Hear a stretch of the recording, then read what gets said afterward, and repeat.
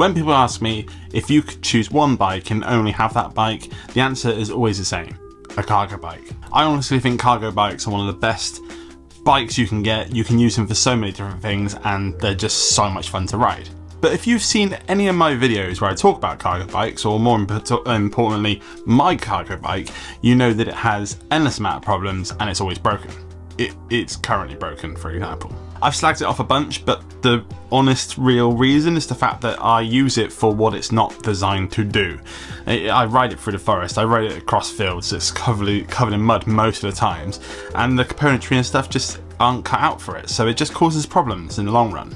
If you've seen the thumbnail to this video, which I'm sure you have, you know where I'm going with this. A few weeks back, I saw on Instagram what Sentient Works, Talent and James were up to, and they had created essentially my dream bike. Not even just my dream cargo bike, probably my dream bike.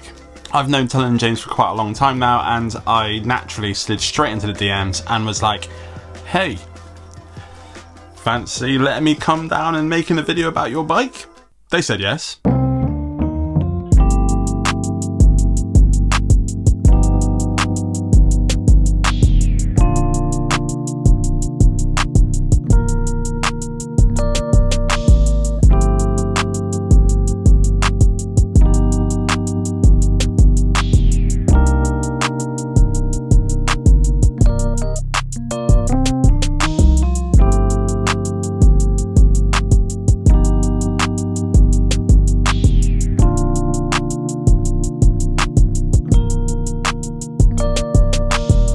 So after staring at it for some time, I did manage to pull them to one side and do a bit of interview about why, how, and what the point of the bike is, I guess. And I started off with, what was the spark that made Project Stepping Stone a reality? We realised that riding a cargo bike around the trails here in South Wales was uncomfortable, and we converted a suspension fork to work on an Omnium Cargo. That was when it started. And then that wasn't comfortable enough. And so we put a suspension dropper seat post. Oh, thanks, Lilo. So yeah, the suspension fork wasn't comfortable enough. And then we put a dropper seat post with a bit of squish on the Omnium to try and make that more comfortable, and tubeless tyres running low pressures.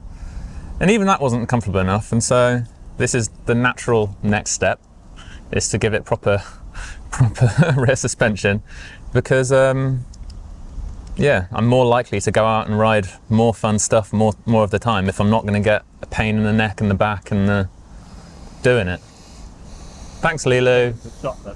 You know, we'd been drawing it on random bits of paper on the whiteboard and stuff for a while, but there's no better way of, you know, finding out how it would feel to ride. You know, you can't do that on paper. So we had a written off Minimax frame, which had been rear-ended by a car. So the rear triangle was all bent, and then an old Specialized Pitch Pro from 2012 that my dad lent to me a few years back. And they, on CAD, they kind of just, they matched up quite nicely without having to do too many modifications to either part that was you know, involved. But we did end up having to do stuff like remove the top tube and drop it, so to address the standover height issue, because the bottom bracket is like 3 centimeters higher than a sort of a modern trail bike.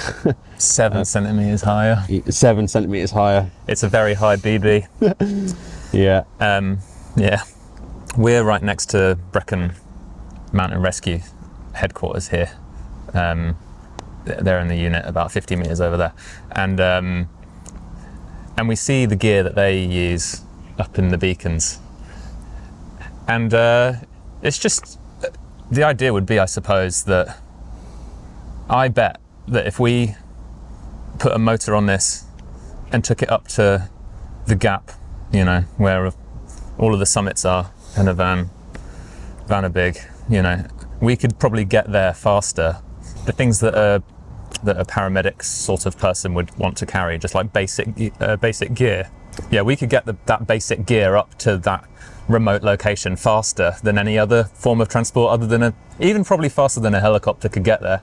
Like, I reckon in 45 minutes we could be up there with 20 kilos worth of stuff on the front with a motor on this, which is an hour faster than they could get there with their Land Rover, or someone hiking, probably twice as fast as that. I think to get to someone quickly in a really remote area, you could do that with something like this. Yeah, I mean, photographers trying to get heavy gear up there, you know, you can hike it up, sure, but if you want to get there for sunrise and you don't want to have to leave at 2 a.m, you know, then you could speed things along. You could expedite the process. So yeah, we're going to take this bike along and probably a few others to the Bristol Disaster Relief Trials. And I think it's the 10th year of the Disaster Relief Trials. It's held in Bristol this year, which is obviously not too far away from here. We'll be taking this bike and some Omniums and whatever else we can fit in the van, and see how it performs under the test scenario, which is like it's a simulation of like I think a day four of a crisis where you know, traditional aid efforts are unsuccessful. There's too much debris for a van or, you know, lorries and stuff like that. So yeah, we'll do it all by bike. We've seen some of the obstacles, but basically the route is going to be a secret. It's a 20-mile route.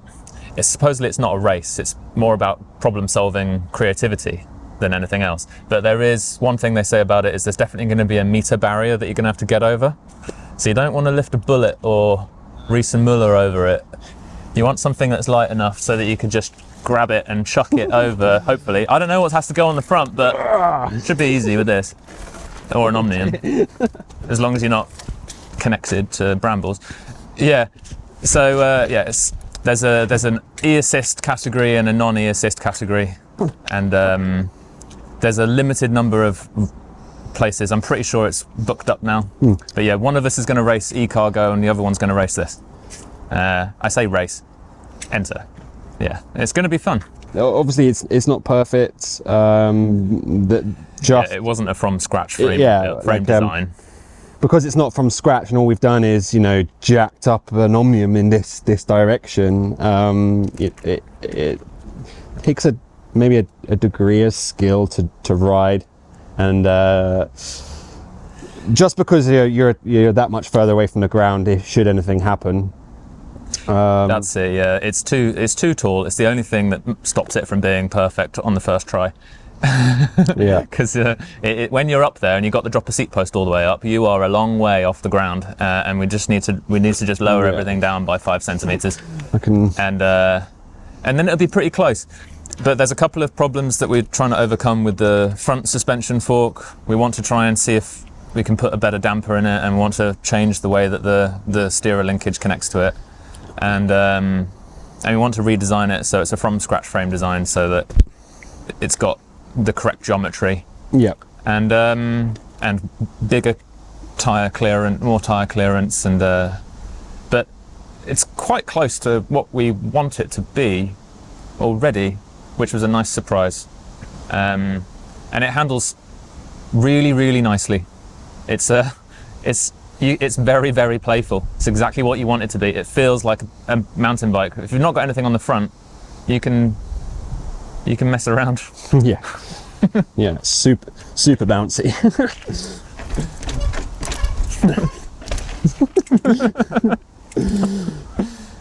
This is a one-off. Yeah. It's a step towards the next project. Yeah. Which is going to be, something that we can't announce anything about yet because we're not sure how it's going to work. But we'll probably do a small batch of something when we're ready. So, yeah.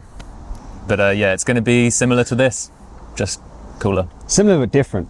So overall, we're pretty happy with it as a first iteration of something that hopefully we are going to refine over the next year or so. But until then, we're just going to mess around with it, and we'll be taking it to Bespoke in Dresden if you want to have a go.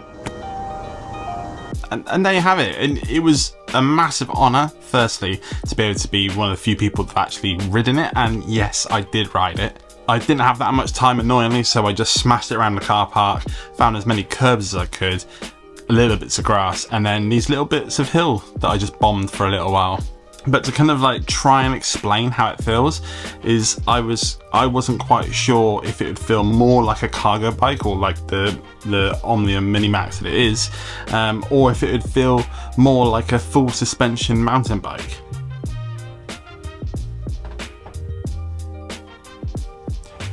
The thing that surprised me the most was it kind of feels nearly exactly 50% in the middle, or 50-50 either way.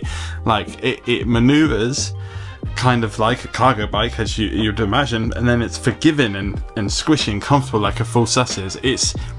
It's wild.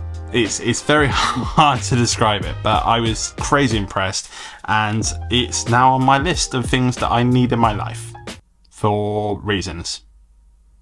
But a massive thank you for Tullin and James for let me come hang out, play on this bike. They actually are the distributors for Omnium in the UK, so they have tons of Omniums around, and they lent me and my wife a couple to kind of go ride around for the day, so thanks again for that. I will do a video on that because I think some people might find it interesting, the comparison between the two Minimax and the full cargo. I have that information for you now, so maybe that will be coming soon. But if you want to keep up to date with all things Sentient, go and check them out on Instagram. I'll pop their thing here. This is them on Instagram. They have more footage of this bike in action that they will share soon. I've seen some bits. It looks very cool, and they have loads of stuff on the horizons as well. So check them out. Go follow them. You won't be sorry. But that brings us to the end of another video. If you're new to the channel through this video, hey, welcome. This is the best time to subscribe. We make lots of different bike related videos. I am cooking up a series at the moment called Where I Bike, where I travel around interviewing people, whether it then be bike manufacturers or bike shops or just people that have lots of cool bikes or do things interesting with bikes. That series is in the works at the moment. I've almost finished it, but also we build bikes and stuff as well and review things, so there's lots of different things to be involved in. So if you haven't subscribed, this is the button to press. It's absolutely free and it helps me out a bunch. And if you cannot wait till the next video, which comes out every week, that one there is a particularly good one.